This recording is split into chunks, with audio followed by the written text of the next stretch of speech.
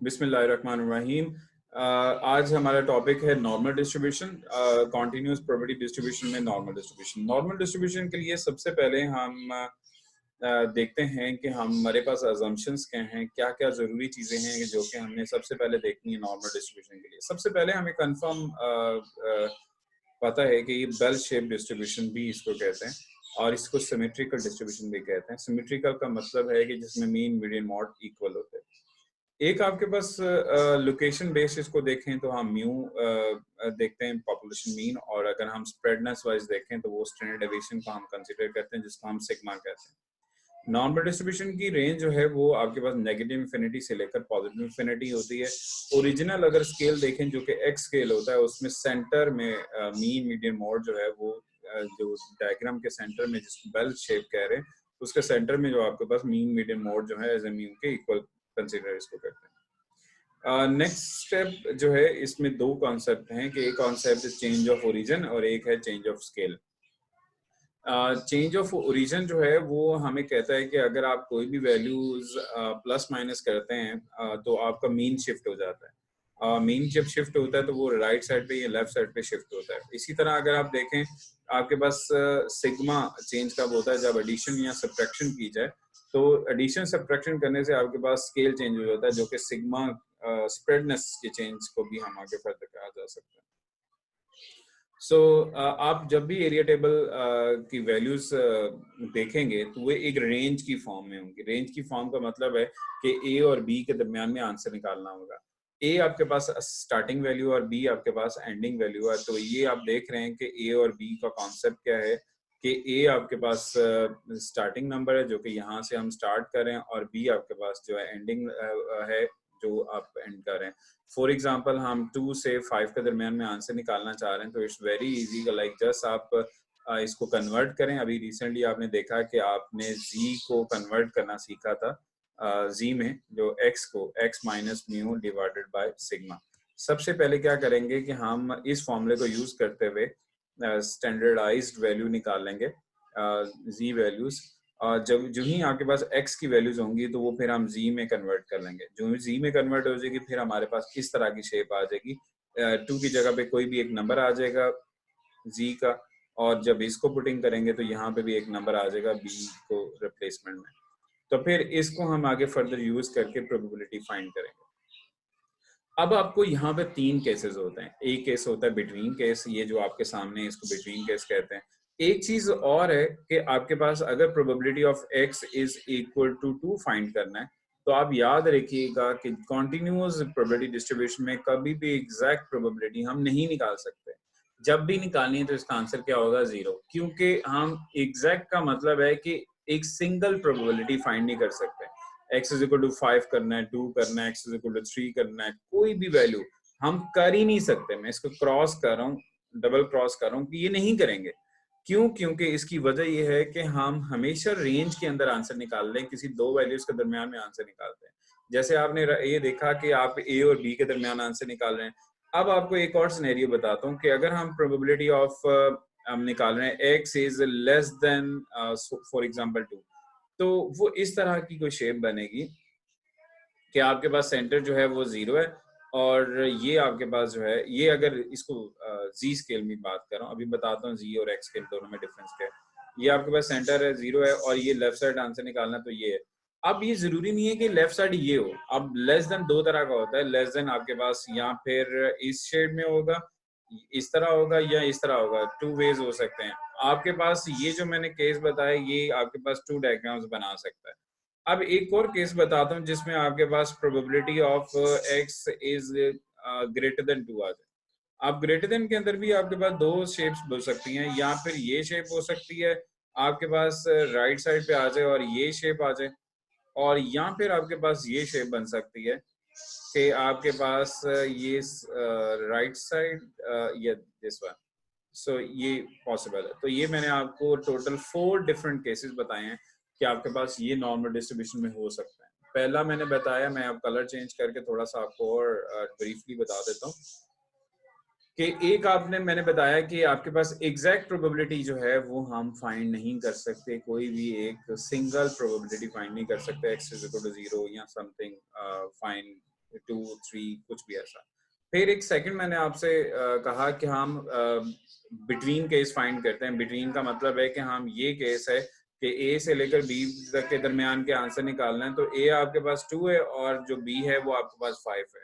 तो सपोज कि आपने 2 और 5 के दरमियान आंसर निकालना है, तो वो आप पहले एक्स को जी में कन्वर्ट करेंगे और फिर आपके पास एक्स जी की वैल्यू जो है ना वो टेबल में देखेंगे और फिर हम उसको सॉल्व करेंगे। ये स्टेप्स इन टोटल आप देखें कि आपके पास एक ये केस बताया आपको कि आपके पास x इज लेस देन 2 आ जाए तो ये शेप्स होते हैं।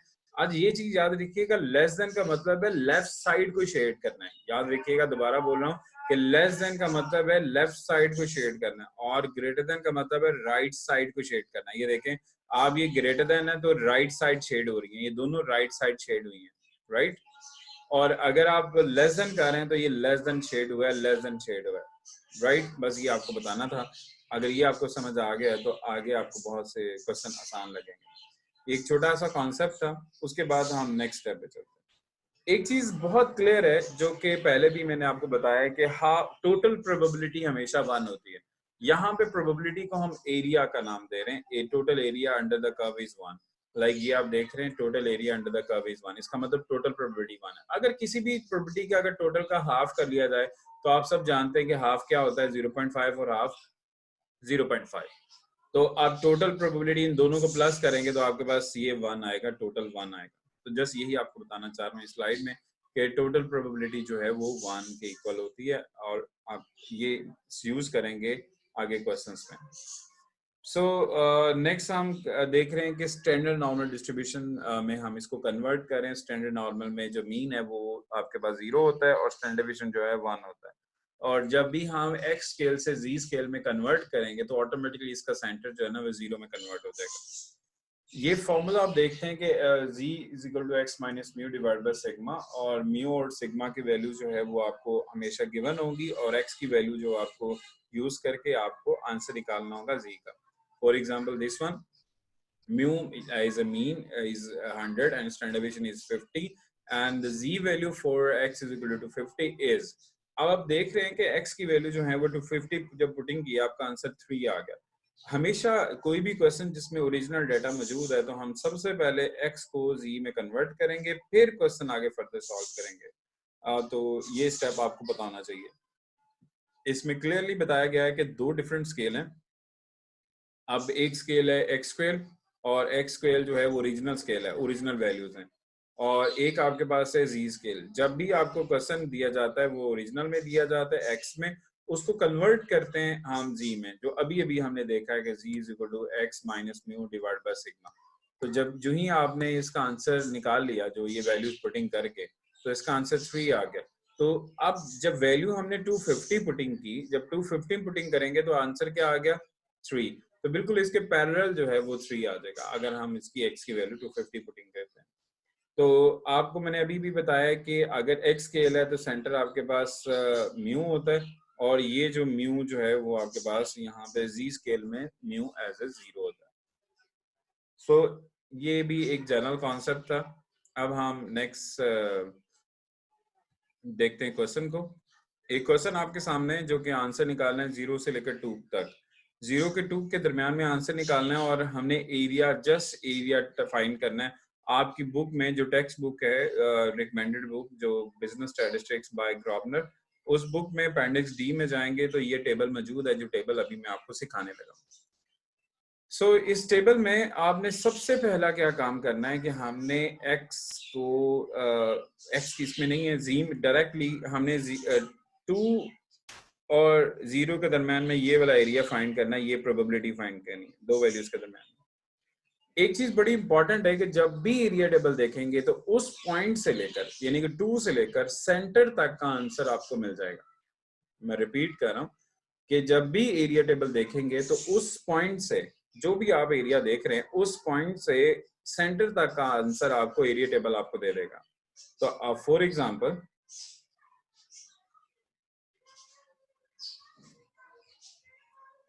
ये देखिएगा कि अगर आपको आंसर निकालना है कि 2.0 को 0 में देखना है, ये एरिया टेबल का स्ट्रक्चर है जो आपके सामने नजर आ रहा है। सेम यही स्ट्रक्चर जो है वो आपको नजर आएगा बुक में जो एरिया दिया हुआ है। अब देखें इधर आपको पास कुछ वैल्यूज दी जा रही हैं और 2 आपके पास ये आ रहा है रो वाइज, और यहाँ पे कॉलम वाइज 0.00। याद रखिएगा अगर मुझे आंसर निकालना है 2 का एरिया टेबल देखना है, तो ये 2 के बाद जितने मर्जी जीरो लगा लें, थाउजेंड्स ऑफ जीरो लगा दें, ये 2 ही रहेगा। तो आप क्या करेंगे, आप 2.0 को 0 में देखेंगे और आपका आंसर आ जाएगा। जब 2.0 को 0 में अप साइड से देख रहे हैं तो ये आपका आंसर आ रहा है, जो कि आपको एरिया टेबल बता रहा है। वो आप एरिया टेबल है 0.4772 और ये आपका आंसर है, एरिया है जो भी मुझे फाइंड करना था। अब दोबारा से हम क्वेश्चन पे आते हैं और फिर देखते हैं कि क्वेश्चन में हमने क्या करना है। मेरे पास जो एरिया फाइंड किया है वो ये पॉइंट आंसर आ गया। इसका मतलब 47.72% एरिया जो शेडेड एरिया आपको नजर आ रहा है। अब मैं एक और क्वेश्चन करता हूँ, बहुत डिटेल से इसको बताता हूँ, और ये क्वेश्चन ज्यादा ही डिटेल में है। अगर इसकी जस्ट 1 मिनट से ज्यादा लंबा क्वेश्चन नहीं, मगर ये इसकी 3 डिफरेंट स्लाइड्स में इसको एक्सप्लेन किया गया। क्वेश्चन आसान है मगर इसको बहुत डिटेल से बताया गया, बाकी क्वेश्चन फिर उस लिहाज से फिर शॉर्ट है।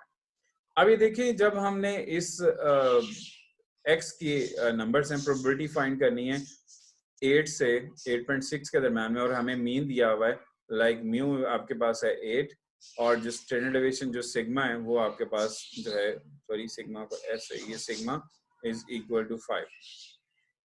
अब ये म्यू और सिग्मा की वैल्यू जो है वो हमने यहाँ पे पुटिंग की, और मैंने एक्स की वैल्यू पहले 8 पुटिंग की। जब 8 पुटिंग की तो मेरे पास आंसर 0 आ गया।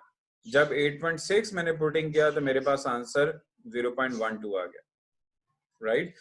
देन आप 8 जो वैल्यू आपने पुटिंग किया इसके साथ ये जो आंसर आ गया, इसको हमने इस फॉर्म में इस तरह लिख दिया कि आप देख रहे हैं कि जहां पे 8 था वहां पे 0 आ गया, और जहां पे x था वहां पे z आ गया क्योंकि हम z में कन्वर्ट करें, और जहां पे x ये 8.6 था वहां पे आपके पास 0.12 आ गया। अब मेरे पास ये सॉल्व करना, ये अंडरस्टैंड करना बहुत आसान है कि मुझे आंसर निकालना है 0 से लेकर 0.12 के दरम्यान में जो z की वैल्यूज का। अब मुझे एरिया टेबल देखना है। एरिया टेबल कैसे देखेंगे, दोबारा से हम आ जाते हैं एरिया टेबल पे। तो एरिया टेबल हमें बता रहा है कि हम टेबल कैसे देखेंगे। टेबल देखने का तरीका वही सेम है कि अगर मुझे एरिया टेबल देखना है 0.1 को 2 में देखना है, तो 0.1 ये है और 2 ये है, तो जस्ट हम 0.1 और 2 में देखेंगे तो ये आपका एरिया टेबल है जो कि आपको ये नजर आ रहा है। एक चीज बड़ी इंपॉर्टेंट है, मैं दोबारा से रिपीट कर रहा हूँ कि जब भी एरिया टेबल देखेंगे तो उस पॉइंट से लेकर सेंटर तक का आंसर वो आपको देता है। रिपीट कर रहा हूँ, उस पॉइंट से लेकर सेंटर तक का आंसर देता आपको। ये मे भी आपका एरिया नेगेटिव में हो, सपोज अगर आपका एरिया नेगेटिव में है तो फिर भी ये सेम आंसर आएगा, क्योंकि अगर आप किसी भी स्केल में देखें, अगर आप कह रहे हैं कि एक पॉइंट से 5 फीट राइट साइड पे मेजर करना है, 5 फीट लेफ्ट साइड पे मेजर करना है, तो आपको पता होना चाहिए कि अगर लेफ्ट पे जाएं या राइट पे जाएं तो डिस्टेंस तो सेम है।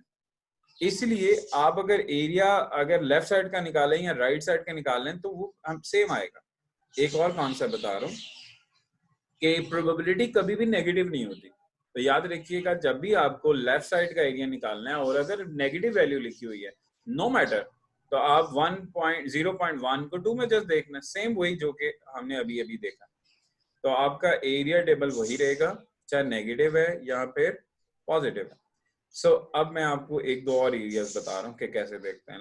0.32 मुझे एरिया देखना है, तो क्या करेंगे, 0.3 को 2 में देखेंगे, तो 0.3 और ऊपर 2 है, तो ये मेरे पास एक आंसर आ गया। और ये आंसर किसका है, 0.3 को 2 में जब देखेंगे। इसी तरह 0.2 को 1 में देखना है, तो कैसे देखेंगे, 0.2 और ये 1। ये जो आपको बताया जा रहा है ना, ये बहुत शॉर्ट वर्जन ऑफ टेबल है, ये बहुत बड़ा टेबल है, लाइक 1 पेज टेबल है, और there are many kind of tables. It's be careful कि आपने कौन सा टेबल जो है वो आप चूज करें और जो आपके मेथड से बिल्कुल अलाइन करता हो। तो आप इसको स्टैंडर्ड नॉर्मल डिस्ट्रीब्यूशन टेबल देखिएगा 0.5 वाला, इसमें और भी टेबल्स की काइंड्स हैं, आप देखिएगा कि अप्रोप्रिएट और सूटेबल टेबल आप देख लें। सो जस्ट आपके पास आंसर निकालना था 0 से लेकर 0.12 के दरमियान में, और जस्ट आपने एरिया टेबल देखा, डायरेक्ट आपका आंसर आ गया।